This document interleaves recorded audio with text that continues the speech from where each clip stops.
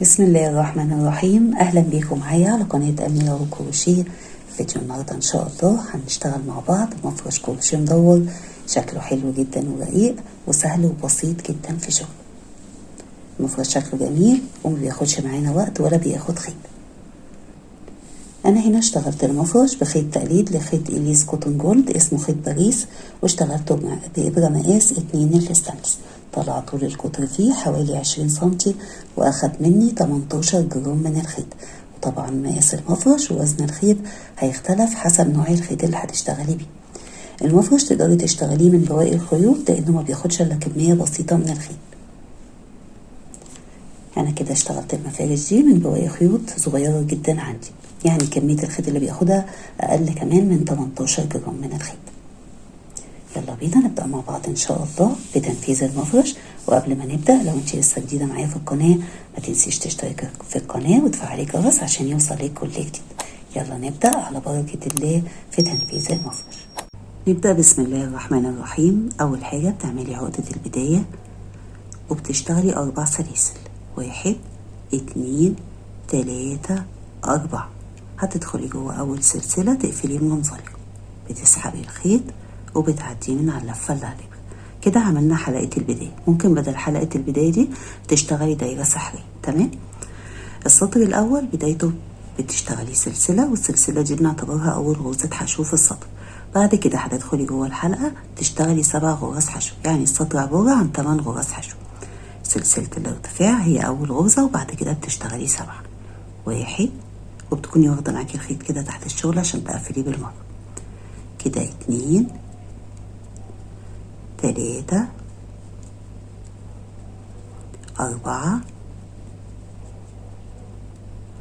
5 6 7 وبسلسلة الارتفاع، فكده اشتغلنا 8 غرز حشو. هتدخلي جوه اول سلسلة اشتغلتيها، تدخلي كده وتسحبي الخيط وتعديه من على اللفة اللي على الابرة بمنزلقة. كده قفلنا السطر. تمام، قفلنا بمنزلقة على السلسلة، فبقى عندنا ارتفاع سلسلة و7 غرز حشو. بعد كده بقى بتقصي الخيط اللي كنتي واخداه تحت الشغل. بعد ما قصيتي الخيط هنشتغل السطر التاني. السطر التاني هنشتغله بغرزة الكلاستر. غرزة الكلاستر في اول السطر هترتفعي سلسلتين، 1 2، وبتشتغلي عمود جوه السلسلة. تدخلي كده جوه السلسلة اللي قفلتي فيها السطر وتشتغلي عمود بلفة، فكده يعتبر اشتغلنا غرزة كلاستر. اول السطر بيبقى ارتفاع سلسلتين عشان تدينا شكل غرزة الكلاستر. تمام. بعدها 3 سلاسل، 1 2 3. واحنا هنا عندنا تحت يعتبر 8 غرز حشو، هنشتغل على كل غرزة حشو منهم غرزة كلاستر من عمودين. هتروحي كده على تاني غرزة حشو اللي هي اول غرزة بعد السلسلة، تشتغلي غرزة كلاستر. بتشتغلي اول عمود تاخدي منه لفتين وتسيبي لفة. على نفس غرزة الحشو تشتغلي تاني عمود تاخدي منه لفتين وتسيبي لفة، وبتاخدي اللفات مع بعض. كده اشتغلنا غرزة كلاستر. بعدها 3 سلاسل، 1 2 3. السطر كله هيمشي كده. على كل غرزة حشو هتشتغلي غرزة كلاستر من عمودين. زي ما انت شايفة سهلة جدا. بتشتغلي عمودين على نفس غرزة الحشو، بتسيبي من كل عمود لفة على الإبرة، بيبقى عندك 3 لفات بتاخديهم مع بعض. 3 سلاسل، 1 2 3. غرزة كلاستر على غرزة الحشو اللي بعدها، و3 سلاسل، 1 2 3. هتكرري كده لحد ما في اخر السطر هيبقى عندك 8 من غرزة الكلاستر، ما بين كل غرزة واللي بعدها 3 سلاسل. بعد ما كررتي وصلتي لاخر السطر هيبقى عندك 8 من غرزة الكلاستر، 1 2 3 4 5 6 7 8، ما بين كل غرزة واللي بعدها 3 سلاسل. بس بعد غرزة الكلاستر التامنة بدل ما نشتغل 3 سلاسل هتشتغلي سلسلة واحدة بس، وعلى العمود بتشتغلي نص عمود. تدخلي كده على العمود وتشتغلي عليه نص عمود، تاخدي ال3 لفات مع بعض. تمام. كده برضو يعتبر اشتغلنا 3 سلاسل بس، عشان نبقى في السطر الجاي في نص السلاسل وما نحتاجش نشتغل منزلقات. يبقى احنا كده عندنا السطر التاني فيه 8 من غرزة الكلاستر، ما بين كل غرزة واللي بعدها 3 سلاسل. تمام. واخر سلسلة نص عمود دول بيعتبروا 3 سلاسل. السطر التالت بدايته هترتفعي سلسلتين، ودول اول عمود من غرزة الكلاستر، وبعد كده بتشتغلي عمود. فكده يعتبر اشتغلنا غرزة كلاستر. احنا هنا جوه كل واحدة من ال3 سلاسل هنشتغل غرزتين كلاستر ما بينهم 3 سلاسل. دي كده غرزة الكلاستر التانية، وهنيجي في اخر السطر نكمل الاولى. تمام. بعد كده بتشتغلي سلسلة. الجزء اللي هيكرر معاكي ان انت جوه كل واحدة من ال3 سلاسل هتشتغلي غرزتين كلاستر ما بينهم 3 سلاسل. كده اول غرزة 3 سلاسل وتاني غرزة. تمام. كده اشتغلنا غرزتين كلاستر، بعدهم بتشتغلي السلسلة. تمام. يبقى احنا هنا اشتغلنا غرزة كلاستر وبعدها سلسلة. هنيجي في اخر السطر نشتغل غرزة الكلاستر الاولى ونكمل بقى قفلة السطر. يبقى الجزء اللي بيتكرر معاكي هو غرزتين الكلاستر، 1 3 سلاسل، غرزة الكلاستر التانية من عمودين. تمام. كده اشتغلنا غرزة كلاستر 3 سلاسل، غرزة كلاستر جوه ال3 سلاسل، بعدهم سلسلة اللي هي بتفصل الجزء عن الجزء اللي بعده، وتكرري غرزة كلاستر 3 سلاسل، ترجعي تاني تدخلي جوه ال3 سلاسل، تشتغلي غرزة الكلاستر التانية اللي من عمودين وبعدها سلسلة. تمام. هو ده كده الجزء اللي هيكرر معاكي لحد اخر السطر، وهنيجي في اخر السطر نشتغل غرزة الكلاستر الاولى. بعد ما كررتي ووصلتي لاخر السطر واشتغلتي جوه كل واحده من ال3 سلاسل غرزة كلاستر، 3 سلاسل، غرزة كلاستر، اخر السطر هتشتغلي السلسلة، وهندخل نكمل الجزء اللي بدأناه في اول السطر. فهتدخلي كده تحت السلاسل تشتغلي غرزة كلاستر، ودي كده غرزة الكلاستر الاولى. وبدل ما بتشتغلي 3 سلاسل هتشتغلي سلسلة، وتدخلي على العمود كده تشتغلي نص عمود، تاخدي 3 لفات مع بعض. كده برضو يعتبر قفلنا ب3 سلاسل. تمام. وده كده شكل السطر التاني، والجزء فيه عبارة عن غرزتين كلاستر ما بينهم 3 سلاسل جوه ال3 سلاسل، وبعد كده بتشتغلي سلسلة، وجزء مكرر 8 مرات. احنا هنا بقى هنبدأ برضو في السطر الرابع بنص الجزء. تمام. فهترتفعي 3 سلاسل باعتبارهم عمود، وبتشتغلي بعده عمودين بلفة، 1 2. فكده يعتبر اشتغلنا 3 أعمدة بلفة. هتشتغلي بعد كده جوه ال3 سلاسل برضو نص عمود وغرزة حشو. احنا عندنا جزء هنا عبارة عن غرزة حشو وبعدين نص عمود، 3 أعمدة بلفة، وبعدين بنشتغل سلسلة واحدة، وبعدين 3 أعمدة بلفة، نص عمود، غرزة حشو. كده اشتغلنا الجزء التاني. تمام. يعني هنيجي في اخر السطر ونكمل الباقي. بعد كده بتدخلي جوه السلسلة اللي ما بين غرزة الكلاستر واللي بعدها وتشتغلي غرزة حشو. الجزء بقى اللي بيتكرر معاكي هيبان معانا دلوقتي. تمام. اما ده هنيجي نكمله في اخر السطر. بعد غرزة الحشو اللي اشتغلتيها جوه السلسلة، تمام، بتشتغلي جوه ال3 سلاسل في الاول غرزة حشو، وبعدين نص عمود، وبعدين 3 أعمدة بلفة، 1 2 3، سلسلة، وبنكرر بس بالمعكوس. فبنشتغل في الأول ال3 أعمدة بلفة زي ما عملنا هنا كده، 1 2 3، وبعدين النص عمود، تاخدي 3 لفات مع بعض كده، وبعدين غرزة الحشو. تمام. يبقى احنا كده اشتغلنا غرزة حشو، نص عمود، 3 أعمدة بلفة، سلسلة، 3 أعمدة بلفة، نص عمود، غرزة حشو. كل ده جوه ال3 سلاسل اللي ما بين غرزتين الكلاستر. جوه السلسلة بقى اللي هي كانت ما بين الجزء واللي بعده تشتغلي غرزة حشو وتكرر. يعني هيبقى عندك هنا في الجزء ده كده 3 غرز حشو جنب بعض. يبقى اللي بيكرر معاكي انا هشتغله معاكي مرة وانت بتكرريه هو اهو. جوه ال3 سلاسل اللي ما بين غرزتين الكلاستر بتشتغلي غرزة حشو. فكده زي ما انت شايفه كده بقى عندنا 3 غرز حشو ورا بعض. تمام. يبقى احنا كده بدأنا بغرزة حشو وبعدين نص عمود، 3 أعمدة بلفة، 1 2 3، وسلسلة، وبعدين بتشتغلي 3 أعمدة بلفة، 1 2 3، نص عمود، غرزة حشو. كل ده فين؟ جوه ال3 سلاسل. تمام. وبعدها بقى بتشتغلي غرزة الحشو ما بين غرزتين الحشو تحت السلسلة كده، ما بين غرزتين الكلاستر. تمام، وبتكرري. هو ده الجزء اللي بيتكرر معاكي من اول غرزة الحشو اللي بنشتغلها جوه الثلاث سلاسل لحد غرزة الحشو اللي بنشتغلها جوه السلسلة. هتكرري كده وانا هاجي في اخر السطر اكمل معاكي الجزء اللي بدأناه في الاول. اخر السطر الرابع بعد ما اشتغلتي في الاخر غرزة حشو جوه السلسلة، هنكمل الجزء اللي بدأناه في اول السطر. فهنشتغل غرزة حشو تحت السلاسل كده، وبعدين نص عمود، وبعدين 3 أعمدة بلف. 1 2 3. تمام. وبدل ما نشتغل السلسلة زي ما كنا بنشتغل هنا، هنشتغل غرزة حشو. هتدخلي جوه تالت سلسلة من سلاسل الارتفاع اللي بنعتبرهم أول عمود من التلاتة، تسحبي الخيط كده وتقفلي على اللفتين كده. اشتغلنا غرزة حشو باعتبارها سلسلة. وده كده شكل السطر الرابع. السطر الرابع شبه الوردة، يعني انت ممكن تعملي كوستر صغير كده منها. تمام، من لحد السطر الرابع بس. السطر الخامس بدايته احنا هنشتغل جوه السلسلة دي غرزة حشو، فبترتفعي سلسلة وهنقفل فيها في اخر السطر وتبين غرزة حشو.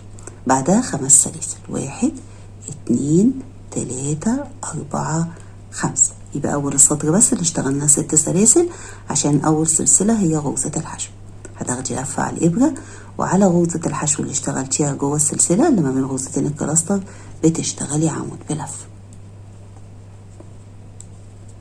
تمام، يبقى كده 5 سلاسل عمود بلف على غرزة الحشو.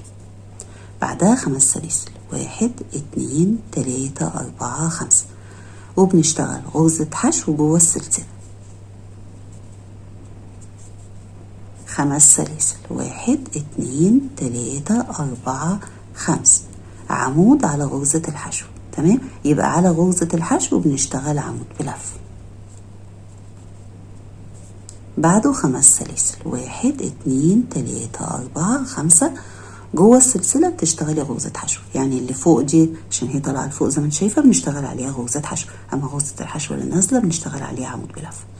وهو ده اللي بيتكرر معاكي. بيبقى عندك السطر كله عبارة عن 5 سلاسل عمود على غرزة الحشو، و5 سلاسل غرزة حشو على ايه جوه السلسلة. 1 2 3 4 5. ننزل كده على غرزة الحشو اللي تحت نشتغل عليها عمود بلف. 5 سلاسل. 1 2 3 4 5. ندخل جوه السلسلة اللي ما بين ال3 أعمدة واللي بعدهم تشتغلي غرزة حشو، وهتكرري كده لحد آخر السطر وانا هاجي اقفل معاكي السطر. تمام، ده كده شكل السطر. آخر السطر الخامس بعد ما اشتغلتي على غرزة الحشو عمود كده فاضل لنا ان احنا نشتغل 5 سلاسل. فبدل ما هتشتغلي 5 سلاسل هتشتغلي سلسلتين وتاخدي لفة على الإبرة، وعلى السلسلة اللي ارتفعناها وقلنا هتبان غرزة حشو تدخلي جواها كده وتشتغلي عمود بلف. كده برضو يعتبر اشتغلنا ال5 سلاسل، بس بقينا ايه في نص السلاسل. كده عندنا مرة بنشتغل عمود 5 سلاسل ومرة غرزة حشو 5 سلاسل. لما تعدي ال5 سلاسل هتلاقيهم 16. تمام، عشان تبقي برضو ايه تتأكدي انك صح. واخر 5 سلاسل هما سلسلتين ايه عمود بلف. السطر اللي جاي هيمشي معانا كله عبارة عن حشو 5 سلاسل. هترتفعي سلسلة، ده السطر السادس. تمام، هترتفعي سلسلة ودي هنقفل فيها في اخر السطر وتبين غرزة حشو. بعدها 5 سلاسل. 1 2 3 4 5. تدخلي جوه ال5 سلاسل تشتغلي غرزة حشو، والسطر كله هيمشي عبارة عن 5 سلاسل حشو جوه السلاسل. 1 2 3 4 5. حشو جوه السلاسل. 1 2 3 4 5. حشو جوه السلاسل. هتكرري كده وهنيجي نقفل السطر مع بعض. بعد ما كررتي وصلتي لاخر السطر، اخر السطر بدل ما هنشتغل 5 سلاسل هتشتغلي سلسلتين وتاخدي لفة على الإبرة. وهنا عندنا العمود اللي قفلنا بيه وفوق السلسلة اللي هي أول سلسلة اللي قلنا هنقفل فيها وتبين غرزة حشو هتشتغلي عليها كده عمود بلف. فكده برضو يعتبر في آخر السطر اشتغلنا 5 سلاسل. تمام، احنا كده في السطر السادس عندنا عدد ال5 سلاسل حشو متكررين 16 مرة، يعني زي السطر اللي تحت كده عندنا 16 من ال5 سلاسل. تمام، السطر السابع بدايته هترتفعي 3 سلاسل باعتبارهم عمود وتشتغلي 3 أعمدة بلفة. 1 2 3. فكده يعتبر اشتغلنا 4 أعمدة، ودول تاني 4 أعمدة. احنا جوه السلاسل هنشتغل جوه السلاسل، المفروض نشتغل هنا 4 أعمدة سلسلة 4 أعمدة. كده اشتغلنا ال4 أعمدة رقم 2 اللي هم هيبقوا بعد السلسلة. تمام. بعد كده بتشتغلي سلسلتين على ال5 سلاسل، وال5 سلاسل دول اللي هم بيبقوا فوق غرزة الحشو. تمام. هتشتغلي غرزة كلاستر من عمودين، 1 2، وتقفليها وتشتغلي سلسلتين. ده الجزء اللي بيتكرر معانا، بس احنا لسه مش هيبان معانا عشان هنيجي نكمله في اخر السطر. يبقى الجزء اللي بيتكرر معاكي فوق ال5 سلاسل، جوه ال5 سلاسل اللي فوق اللي تحتيها في عمود. تمام. هتشتغلي 4 أعمدة بلفة، 1 2 3 4 سلسلة 4 أعمدة، 1 2 3 4. يعني مرة بنشتغل 4 أعمدة سلسلة 4 أعمدة جوه ال5 سلاسل، واللي بعدها غرزة كلاستر. 5 سلاسل بعدها ال4 أعمدة سلسلة 4 أعمدة بيبقوا فوق العمود زي ما انت شايفة كده، جوه ال5 سلاسل اللي فوق العمود. بعدهم بتشتغلي سلسلتين جوه ال5 سلاسل اللي بعدهم اللي بيبقوا تحتهم غرزة الحشو، تشتغلي غرزة كلاستر من عمودين، تقفليها وتشتغلي سلسلتين. هو ده الجزء اللي بيتكرر معاكي. هكرره معاكي مرة وانت بتشتغليه لحد اخر السطر، وهيكرر معانا في السطر 8 مرات. يبقى الجزء عبارة عن جوه ال5 سلاسل اللي تحتهم العمود بتشتغلي 4 أعمدة، 1 2 3 4 وسلسلة 4 أعمدة، 1 2 3 4. بعدهم بتشتغلي سلسلتين، وجوه ال5 سلاسل اللي بعدهم اللي بيبقى تحتهم غرزة الحشو بتشتغلي غرزة كلاستر من عمودين وبعدها سلسلتين. تمام. هو ده كده الجزء اللي هيتكرر معاكي لحد اخر السطر، وبيتكرر 8 مرات. هتكرري ونيجي نكمل الجزء اللي بدأناه في اول السطر. اخر السطر السابع بعد ما اشتغلت غرزة الكلاستر وبعدها السلسلتين بتنزلي كده تحت السلاسل تشتغلي 4 أعمدة، 1 2 3 4. وبدل ما نشتغل سلسلة هتقفلي بغرزة حشو، تدخلي جوه تالت سلسلة من سلسلة الارتفاع، تسحبي الخيط وتقفلي على اللفتين مع بعض. كده اشتغلنا غرزة حشو باعتبارها سلسلة. وده كده شكل السطر السابع. السطر الثامن بدايته بترتفعي 3 سلاسل باعتبارهم عمود، 1 2 3.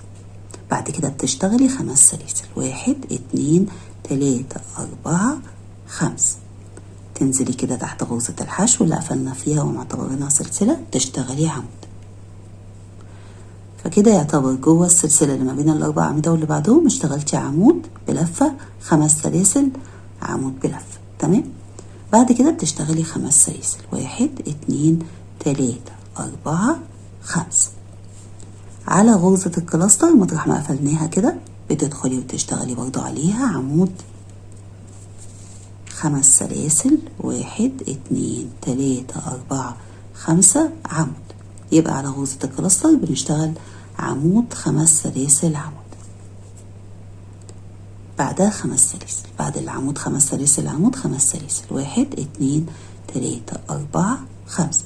وهو ده اللي بيكرر معاكي لحد اخر السطر. عمود 5 سلاسل عمود على غرزة الكلاستر وبعدهم 5 سلاسل، وعمود 5 سلاسل عمود جوه السلسلة، 1 عمود 5 سلاسل، 1 2 3 4 5 عمود.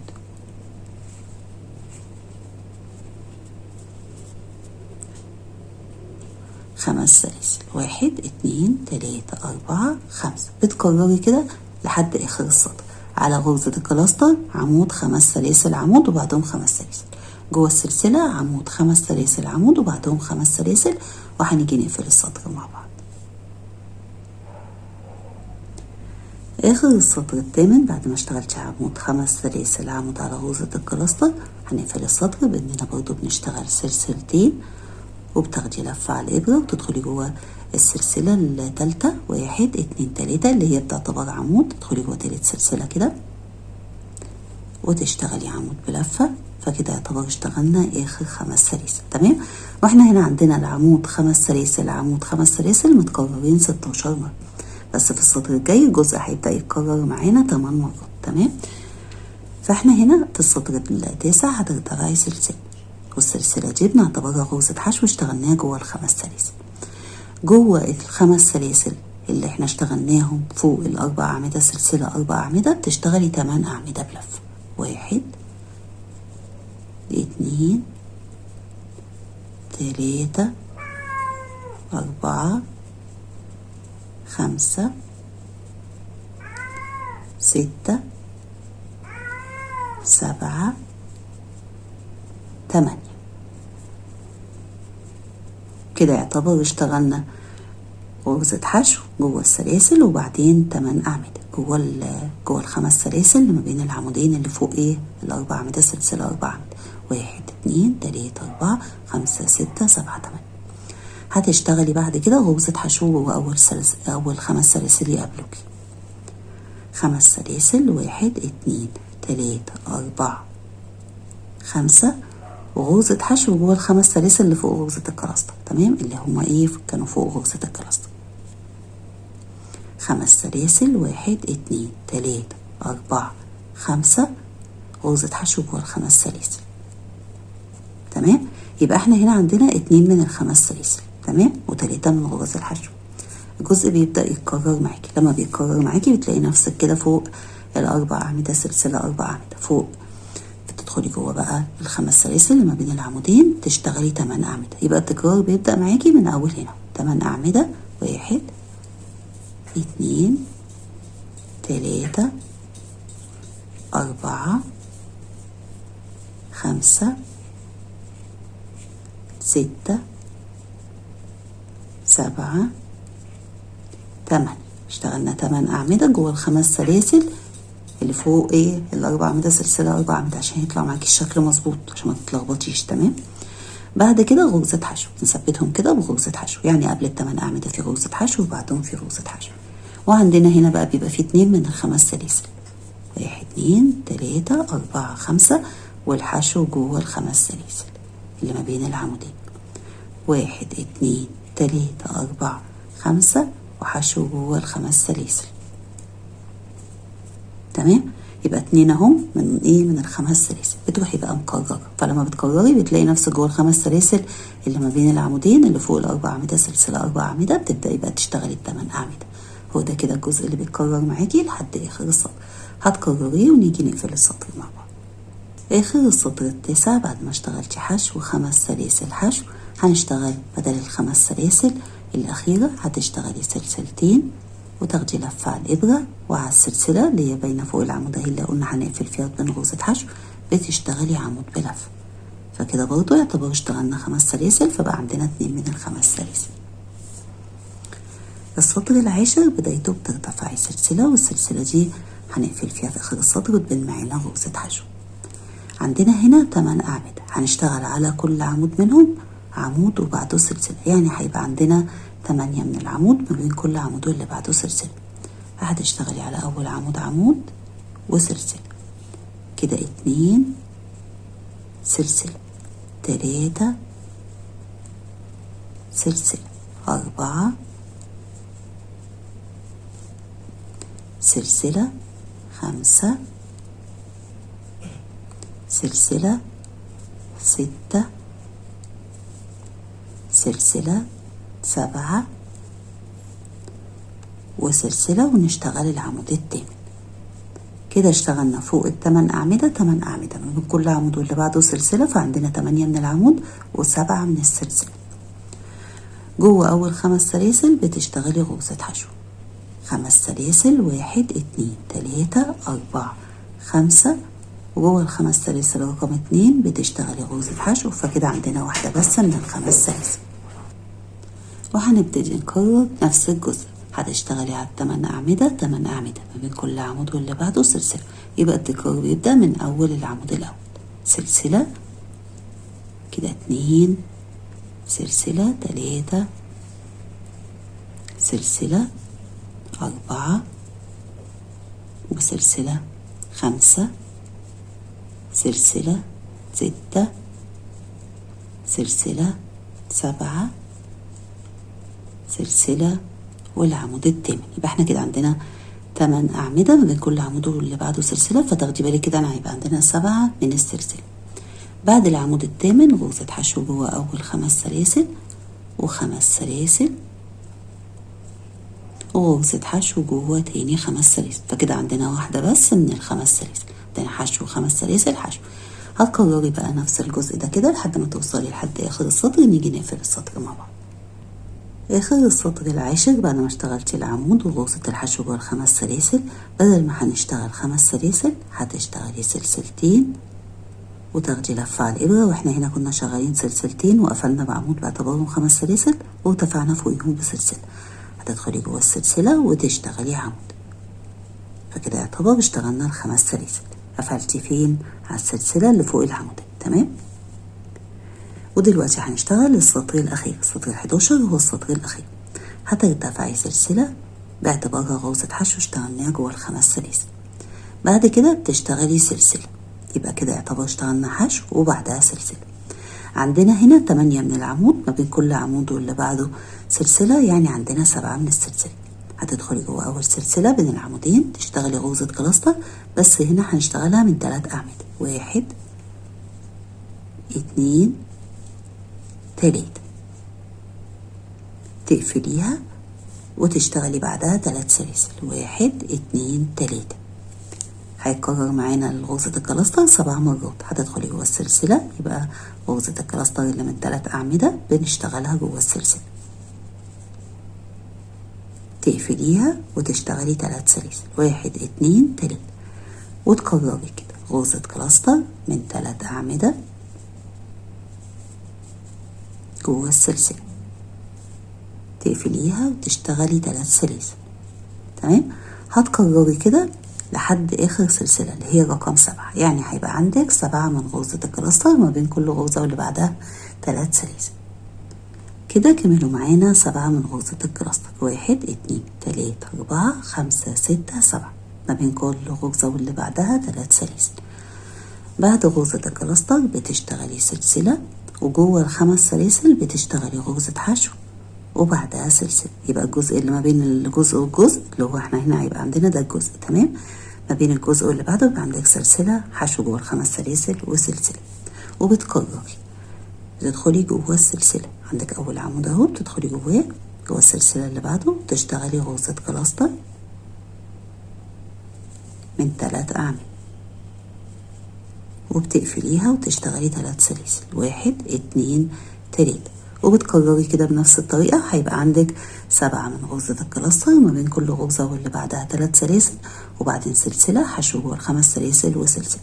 هتكرري الجزء ده كده لحد آخر السطر. بعد ما كررتي ووصلتي لآخر السطر ده كده شكل المفرش، وده السطر الأخير معانا.